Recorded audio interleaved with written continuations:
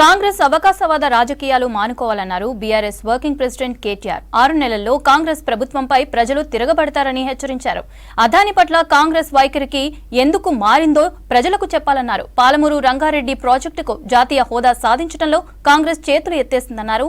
హైదరాబాద్ లో మహబూబ్ నగర్ పార్లమెంట్ సన్నాహక సమావేశంలో పాల్గొన్నారు కేటీఆర్. 119లో 39 అంటే సరిగ్గా మూడో వంతు. అంటే జనమేమి మననేదో తీసవతల పాడేది, వీళ్ళు పనికిరారు అన్నట్టు ఇంకోటి అన్నట్టు తీసైతే పాడేది.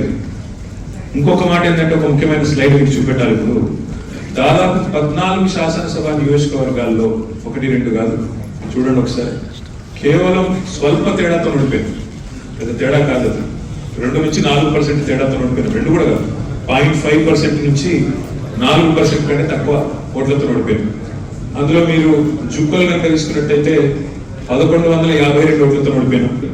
ఆదిలాబాద్ 6300, తాండూరు 6500, కామారెడ్డి 6700, షాద్నగర్ అది కూడా మీ పార్లమెంట్ పరిధిలోనే 7128 ఓట్లు, పరకాల 7900, నారాయణపేట అది కూడా మీ పార్లమెంట్ నియోజకవర్గంలోనే 7900. అంటే ఒక్క మహబూబ్ నగర్ పార్లమెంట్ నియోజకవర్గ పరిధిలోనే 3 సీట్లు, అటు దేవరగద్ర కావచ్చు, ఇటు నారాయణపేట కావచ్చు, షాద్నగర్ కావచ్చు, అత్యల్పంగా 0.5 నుంచి 2% తేడాలోనే మనం ఓడిపోయినాం తప్ప మనం ఏదో పేరు తీసవతల వాడేసి మనం ప్రజలు మనం తీసుకుపోయి ఎక్కడో వాడేసిండ్రు అన్నట్టు కాదు.